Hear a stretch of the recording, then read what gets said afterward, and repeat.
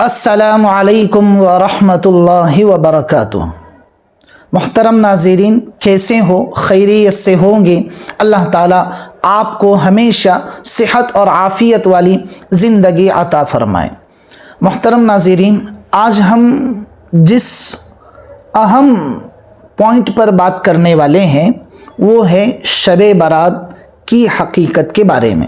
بہت سارے لوگ جو ہیں لا علمی کی وجہ سے، کم سمجھی کی وجہ سے، علم دین سے محرومی کہہ لیجیے یا پھر دوری کی وجہ سے بعض لوگ جو ہیں عجیب طرح کے خرافات اس رات میں کرتے ہیں۔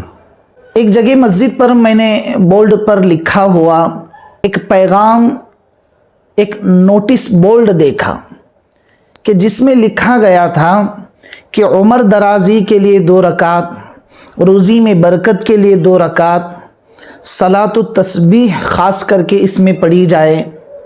اس طرح کے 3 یا 4 جو ہیں وہ نوٹس لکھے گئے تھے۔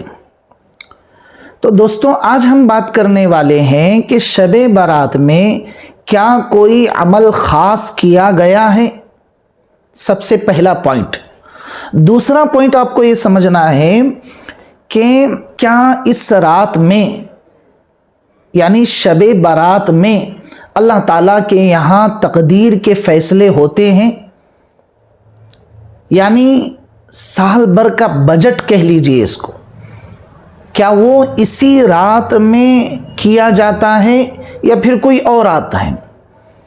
اور تیسرا پوائنٹ، تیسرا نقطہ ہمیں یہ سمجھنا ہے کہ شب برات میں بعض لوگ جو ہیں قبرستان جانا لازم سمجھ لیتے ہیں، تو کیا یہ بھی درست ہے؟ اور چوتھا پوائنٹ یہ ہے کہ شب برات کی جب رات ہوتی ہے، یعنی شعبان کی 15ویں رات ہوتی ہے، تو اس کے جو دوسرے دن کا جو روزہ ہوتا ہے کہ کیا 15ویں شعبان کا روزہ رکھنا یہ کوئی واجب اور ضروری ہے یا پھر اس کا کوئی اور حکم ہے؟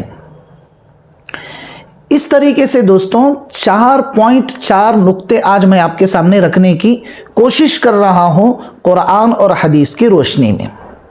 سب سے پہلے پوائنٹ آپ سمجھ لیں کہ شب برات میں یعنی اس رات میں جو برات کی رات ہے، مغفرت کی رات ہے، اس کی فضیلتیں تو ثابت ہیں روایت میں کہ یہ رات جو ہے عبادت والی رات ہے، خیر اور عافیت والی رات ہے، لیکن اس رات میں کوئی عمل مخصوص نہیں ہے کہ روزی کے لیے 2 رکعت پڑھی جائے گی اور استخارہ کی نماز پڑھی جائے گی، عمر درازی کی نماز پڑھی جائے گی۔ یہ کوئی عمل شریعت سے اور حضور صلی اللہ علیہ وسلم کی زندگی سے ثابت نہیں ہے، اس لیے کوئی عمل خاص کر کے اس رات میں کرنا، یعنی جو چیز لازم نہیں ہے اس کو اپنے اوپر لازم کر لینا، یہ سراسر شریعت کے ساتھ اور دین مبین کے ساتھ اور حضور کی زندگی کے ساتھ کھلواڑ ہے،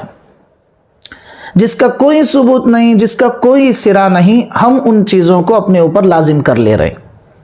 اس لیے بھائی کوئی عمل مخصوص نہیں ہے اس رات میں۔ ہاں آپ نفل عبادتیں کریں، ہاں آپ نفل روزے رکھیں، ہاں آپ نفل نمازیں پڑھیں، نفل ذکر اور اذکار کریں، لیکن کوئی عمل اس رات میں اپنے اوپر لازم نہ کریں۔ اور دوسرا پوائنٹ، دوسرا نقطہ ہے کہ اس رات میں بعض لوگ قبرستان کو جانا لازم سمجھ لیتے ہیں۔ تو یہ بات بھی آپ اچھی طریقے سے سمجھ لیں کہ اللہ کے نبی صلی اللہ علیہ وسلم سے زندگی میں صرف 1 مرتبہ جنت البقیع یعنی قبرستان جانا ثابت ہے، زندگی میں صرف 1 مرتبہ، اور ہمارے یہاں ماحول بنا ہوا ہے کہ ہر شب برات پر پہنچ رہے ہیں۔ تو اس لیے یہ بات اچھی طریقے سے سمجھ لیں کہ آپ بے شک قبرستان جائیں، لیکن اسے سنت سمجھ کر اور اس رات کا مخصوص عمل سمجھ کر اور اس رات کے مخصوص اور واجب اعمال میں سے है इस अमल को समझकर आप हरगिज़ मत जाएं, बल्कि उसका रास्ता इस तरीके से निकालें कि आप ज़िंदगी में एक मर्तबा जाकर आ जाएं, फिर उसके बाद जो है आप छोड़ दें, क्योंकि सुन्नत पर अमल भी हो जाए, क्योंकि नबी ने ज़िंदगी में सिर्फ एक मर्तबा कब्रिस्तान गए हैं, उसके बाद नहीं गए हैं, तो उस सुन्नत पर अमल भी हो जाए। तो इस तरीके से फ़ायदा तो हो जाएगा, लेकिन उसे सुन्नत समझकर करना ये बिदात है, खुराफात हैं, ज़लालत हैं और गुमराही है। इसलिए इससे बचना बहुत ही ज़रूरी है। ये दूसरा पॉइंट। तीसरा पॉइंट आपको समझना है 15वीं शाबान का रोज़ा है। तो 15वीं शाबान के रोज़े के सिलसिले में सही हदीसों से ये बात साबित है कि 15वीं शाबान का रोज़ा कोई फ़र्ज़ रोज़ा नहीं है। ये बात पहली समझ लें। और दूसरी बात उसमें ये समझें कि अल्लाह के नबी सल्लल्लाहु अलैहि वसल्लम का मामूल ये था कि आप जो है अय्याम बीज़ के रोज़े रखा करते थे। अब अय्याम बीज़ किसे कहते हैं? अय्याम बीज़ इस्लामी महीने के 13, 14 और 15 तारीख को अय्याम बीज़ कहा जाता है। 13, 14 और 15 तारीख इस्लामी महीने की जो आती है, हर महीने की 13, 14 और 15 तारीख को अय्याम बीज़ कहा जाता है। तो अल्लाह के नबी सल्लल्लाहु अलैहि वसल्लम का मामूल था कि आप हर महीने के अय्याम बीज़ के रोज़े रखा करते थे। आपकी आदत शरीफा थी, आप रखते थे। तो अगर शाबान के महीने में अगर 15वीं शाबान का रोज़ा आपने रखा है, तो अय्याम बीज़ के रोज़ों की नीयत से रखा है कि शाबान ही का रोज़ा रख रहा हूँ, 15वीं शाबान का इस तरीके से नहीं, बल्कि 13 और 14 को रखा था तो आपने 15 को भी रख लिया, और उसी वक्त में शब बारात भी आ गई। तो इस तरीके से अल्लाह के नबी सल्लल्लाहु अलैहि वसल्लम ने 13, 14 और 15 का रोज़ा रखा है, लेकिन मखसूस शाबान ही का रोज़ा नहीं रखा है। आप ये जहन में अच्छी तरीके से बिठा लें और समझ लें। तो इसलिए हमें जो है नीयत ये करनी चाहिए कि आप या तो 13, 14 रखें और 15 भी रख लें, लेकिन मखसूस शाबान ही का रोज़ा उसे फ़र्ज़ वाजिब समझकर ना रखें। अगर आपकी आदत है कि आप भी अल्लाह के नबी सल्लल्लाहु अलैहि वसल्लम की सुन्नत पर अमल करते हुए आप भी जो हैं 3 रोज़े रखते हैं हर महीने अय्याम बीज़ के, और उसी में शब बारात का रोज़ा भी यानी 15वीं शाबान का रोज़ा भी आ रहा है, तो आप रख लें, कोई बात नहीं। लेकिन उसे मखसूस रोज़ा समझ कर रखना ये हरगिज़ शरीयत में इसका कोई जवाज़ नहीं है। और उसके बाद है कि तकदीर के फ़ैसले जो होते हैं वो शब बारात में साबित नहीं है, बल्कि ठोस दलाइल जो हैं वो शब क़द्र की रात के सिलसिले में हैं। और आप तमाम को मालूम है कि वो रात जो है रमज़ानुल मुबारक के महीने में आती है राजे कौल के मुताबिक, चाहे वो 27 हो, 29 हो या फिर उससे पहले हो, जो भी आपको उसके बारे में मालूमात हैं।